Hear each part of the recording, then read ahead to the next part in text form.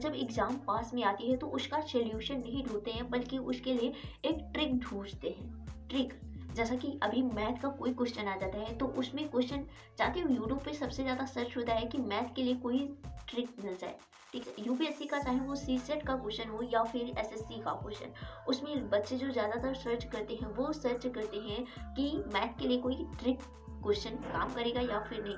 नीचे बहुत सारे ऐसे वीडियोस आपको मिल जाएंगे और बहुत सारे ऐसे क्वेश्चन पूछने वाले ऐसे बहुत सारे स्टूडेंट मिलेंगे और ऐसे बहुत सारे आपको टीचर भी मिलेंगे। क्या आपको नहीं लगता कि जो स्टूडेंट साल भर 2 साल मेहनत करता है वो नहीं पास हो सकता है, और कोई ऐसा बच्चा आता है जो केवल 2 महीने 1 महीने बाकी है और पूछता है कि मैथ के लिए कोई ट्रिक मिल जाए, कोई ट्रिक सवाल मिल जाए तो काफ़ी बेहतर हो जाएगा।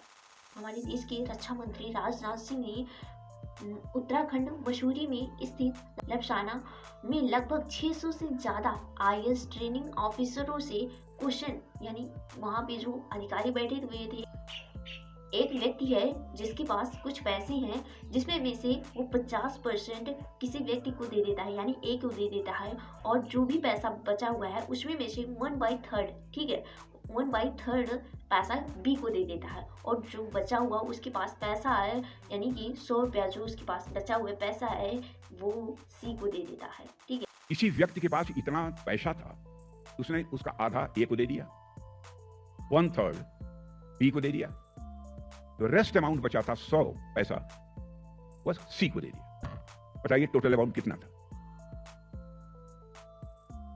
कोई बता सकता है?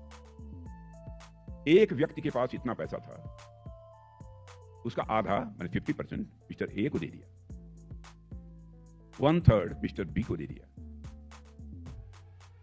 दूसरे को दे दिया, और रेस्ट अमाउंट पैसा जो बचा था, रेस्ट अमाउंट जो था 100 रुपया,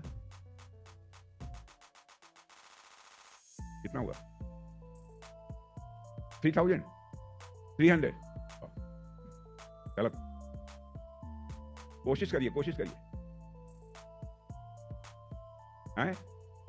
क्या 600 किसने कहा? राइट, 600। अब जैसे इसका समाधान निकालना हो, कैसे निकालेंगे? Let us consider the total amount was a/2 Ram को दे दिया, a/3 श्याम को दे दिया, a/2 plus a/3 5a/6, rest जो पैसा 100 बचा उनको दे दिया। a minus 5a/6 is equal to 100, it means a is equal to 600। Mathematical problems, यानी इस विश्वास के आधार मैंने मान लिया ए हो ही नहीं सकता उसका उत्तर, लेकिन मान लिया कि ए है। कभी कभी आस्था और विश्वास से भी बहुत सारी समस्याओं का समाधान हो सकता है, होता है, हो नहीं सकता, होता है, होता और के रहेगा। बाद जवाब आता है, लेकिन वो जो जवाब था वो गलत था। देन उसके बाद कुछ समय के बाद केवल एक आवाज़ आती है, 600। जी हाँ, 600 का जो जवाब आता है वो उन्होंने हाथ उठाया कि हाँ किसने बोला, एकदम राइट जवाब बोला।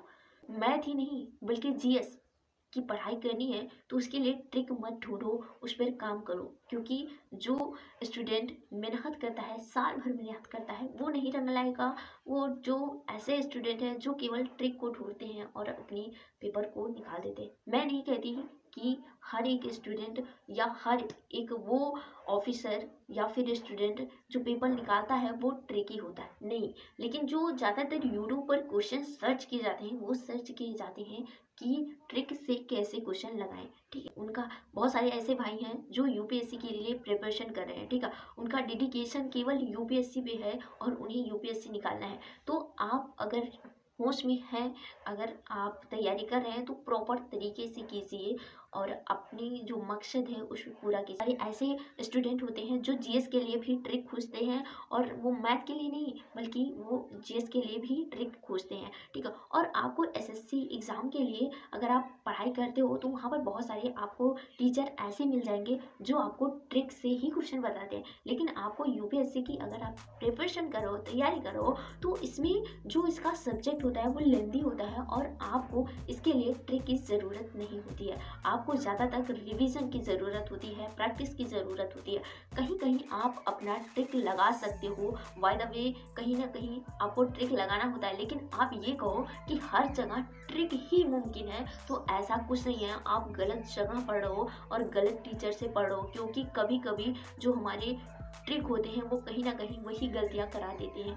तो ट्रिक उस चीज़ की याद करो जो याद नहीं होता है। यूपीएससी की तैयारी करने वाले स्टूडेंट बार बार रिवीजन करते हैं, बार बार मॉक टेस्ट लेते हैं, प्रैक्टिस करते हैं, एनालिसिस करते हैं, तब जाकर उनका पेपर निकलता है। क्योंकि अगर आप यूपीएससी की प्रिपरेशन कर रहे हो तो अब भी आपके पास लगभग 4 से 5 महीने बाकी हैं, तो उस पर एकदम जी तोड़ मेहनत करो और जितना हो सके उतना प्रैक्टिस करो, एनालिसिस करो कि कौन से क्वेश्चन गलत हुए हैं कौन से नहीं, ठीक है। और जितना हो सके पीवाईक्यू क्वेश्चन पर ज़्यादा ध्यान दो, क्योंकि 2024 के जो क्वेश्चन थे पीवाईक्यू क्वेश्चन, उसी तरह के क्वेश्चन आपके 2025 में भी पूछे गए थे। तो ज़्यादातर जो आपका ध्यान होना चाहिए, जो आपका डेडिकेशन होना चाहिए, वो होना चाहिए पीवाईक्यू क्वेश्चन पर और एनालिसिस पर। और मैं आपको अब यहाँ पर सजेशन ये देना चाहूँगी कि जितना भी हो गया है उतने पे ही आप रुक जाइए, और जितना आपका कवर हो गया है उसे आप बार बार रिविजन कीजिए, प्रैक्टिस कीजिए। क्योंकि जब बच्चे सफल नहीं होते हैं तो उनका नीचे यही कमेंट होगा, कभी आपने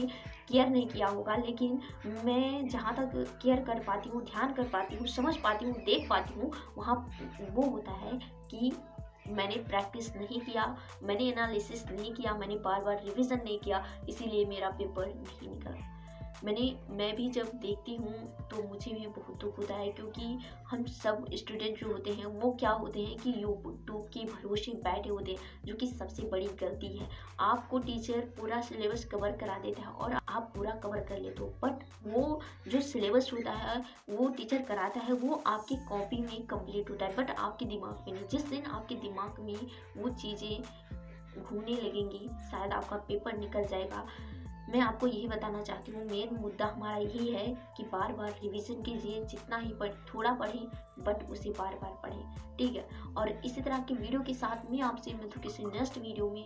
तब तक के लिए bye bye, tata, take care. और इस क्वेश्चन का अगर आपको आंसर पहले से पता था तो नीचे कमेंट कर सकते हैं। और ये क्वेश्चन बहुत नॉर्मल था, लेकिन सिचुएशन क्या बनती है लोगों के साथ और लोग नहीं बता पाते हैं, ये भी कहीं ना कहीं उनके ऊपर निर्भर करता है।